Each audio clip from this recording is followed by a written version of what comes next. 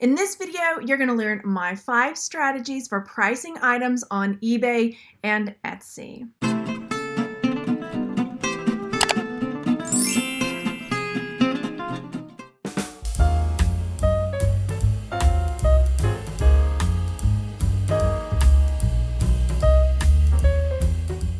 So you just saw a little cross section of some of my higher priced items that have sold fairly recently. And these are items that I get questions about how I chose to price those items as I did, especially things that I couldn't find anything comparable for. By the end of this video, you're going to have 5 strategies for pricing items. Some of them you may have heard before and some may be new for you. If you're new here, welcome. My name is Margaret. I've been selling on eBay and Etsy for about 7 years. And in that 7 years, since 2013, I've sold over 2,000 items combined on eBay and Etsy. And these are the ways that I price my items. Make sure you've gone down there and selected that subscribe button and the bell next to it so that you're notified when I put out new videos so you don't miss any of this content about reselling on eBay. So the first method, and this is a strategy that many resellers use for their entire reselling business, is that quick flip. So if you've got something that you're just wanting to resell quickly and you don't really care how big of a price you get for it, then a quick flip is one strategy for selling on eBay. Now, what a quick flip is when you're looking at something. We'll take my metal rabbit figurine to start with, and you're looking to see how many items are up there, 316, and what are the prices that these are up for. Now, another place to look, so with a quick flip, you're looking at not necessarily the highest priced item, but one that you think somebody will buy more quickly. So let's say that it was one that was similar to this one, and I'm seeing $18.99, $8.99. If I'm looking for that quick flip, then I might price it closer to the lower side or even the lowest. Now, I might also go look at the solds to see what kind of things are selling for that quick flip to really get a feel for something I can price it to sell fast at. So let's say I've got a rabbit that's very similar to these. This one sold for 20, this one sold for 4. Maybe I picked it up for a couple dollars, and I'm really only interested in just, I don't know why I picked it up, or maybe I'm just looking for just making a little profit and a high turnover. And that's some people's strategy, which is perfectly fine.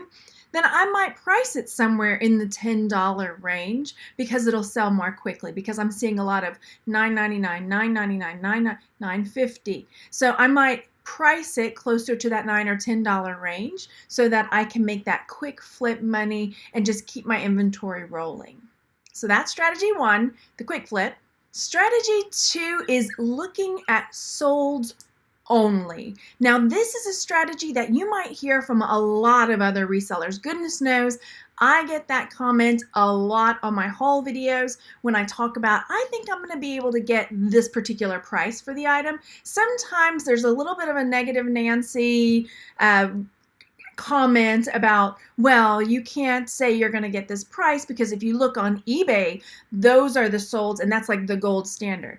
Now, that is one way to price. So if that's your strategy, wonderful. My suggestion is, if that's your strategy, just know that there's different kinds of resellers out there, and not to go and blanket statement and say that's the only way that you can make this type of sale. Anyway, if I were just going off of eBay solds and I was trying to price my rabbit, then I would come and look, metal rabbit figurine, and I would select sold. And I might even at this point select buy it now or auction, depending on which way I was selling it. Usually I do buy it now, but we'll leave both up there. So if I couldn't find my same exact rabbit, now if I was going by the method of sold only and my exact rabbit was up there, then that strategy would be to price it the same as the one that had sold, right? So that is another strategy. But if I couldn't find the exact one that sold just like mine, then I would look through all the solds and figure out what's a good average price. So I didn't want to go low. I didn't want to go too high. I'm looking at the solds to see a good cross, in the middle of what's sold. Now, if my same exact one was there, like you said, then if I'm going by the solds only method, then that's what I would price it at. So looking at the cross section of all these different things, I would probably end up pricing my rabbit in the $20 range because I'm seeing $10, $15, I'm seeing $60, I'm seeing a little bit of both ends of the spectrum. Some of these are really low, but some of these are much higher. So I would probably end up landing right in that $20-ish range just by looking at the sold items if I couldn't find mine. So take a moment and comment below if you have heard that said before, that the only way to price items is by looking at the eBay solds. And I know some of you are going to go down there and comment, so thank you for doing that.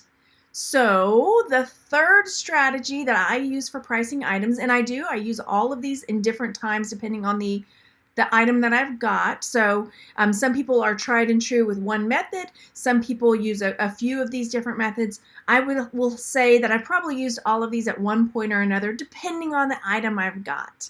So the third method I like to call split the difference. And what that means is I take a look at eBay. I look at the eBay prices that are up there already, things that haven't sold yet. I take a look at the eBay prices of things that have sold, and then I go kind of in the middle of that. So when I'm looking at things that have sold, I'm seeing $15, $20, $30 in that range. And then when I go back to see things that are still up that haven't sold yet, I'm seeing $10, $45, $24, $30. So I might price it kind of in the middle of that, anywhere between that $20 and $45 mark. So I might land somewhere around $32. So that would be splitting the difference. So I fall kind of, I'm not the highest price, I'm not the lowest price, somewhere in the middle. My fourth strategy is price it high and let it fly. And what that means is if I can't find anything like it, then I'm going to price it high on the highest probably end of what I've seen out there, and then just wait and let's see what happens. So I'm letting it fly. So this rabbit, I couldn't find anything like him. Now I saw some other rabbit figurines playing instruments and some that were kind of unique, but when I can't find anything like it, then I tend to price it way higher than anything probably around that. So I priced this one at, I think it was like $81.99, and I just let it go and just to see what would happen. And it sold relatively quickly on Etsy. Now I did put it up on eBay, same price, and I think I put it like accept the best offer of $65 and decline anything lower than $45. So that's how I worked it on eBay. And my fifth strategy is to do a cross-section of the World Wide Web. And this is where I'm going to look at eBay prices of solds, eBay prices of what's up there, Etsy, and then I'll do a Google search. So we'll have gone through and taken a look at the Google search for this, where I can see what's up there now, not just for eBay, but for Etsy, for Wayfair, for Pick Click, or wherever it might be, and I take a cross section of everything that's out there. So what I do is I pull up eBay, I pull up Etsy, and I pull up Google, and I select shopping or images so that I can get a cross section of different sites. And now some of these are things that are sold, some of these that are things that are not sold. So I just take a cross section of all of them. On eBay, maybe $25, $30 would be the split the difference on the solds there. But if I'm combining that with Etsy, especially if it's something I'm going to list on Etsy as well, then I'm going to take a look at the prices there, even though they're not sold. So again, some of them are in that 55, 24, 38, 49. I'm seeing higher priced a little bit. There's a few on the lower end, 15, 17. There's one for 6, 10, but that's a tiny one. I'm seeing a lot more on that higher end of the spectrum, especially on Etsy. And then when I look at my Google shopping, this will pull in eBay, Wayfair, PickClick, all sorts of different sites. It pulls in lots of different information from across the web. And I'm seeing, again, just sort of like some of the lower end, the 10, 15, some of the higher end, 30s and up, 50, 20. So when I do my split the difference, my cross section across all of them, I think that I'd probably end up leaning towards some of these higher prices like on Etsy.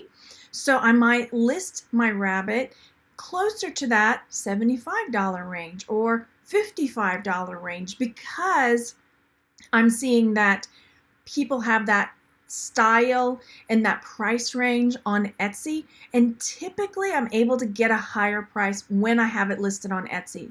Now, this is not to say that if I list it at that high price, at $75 price for Etsy, I'll put it on eBay at that same price, but then I might put like a best offer.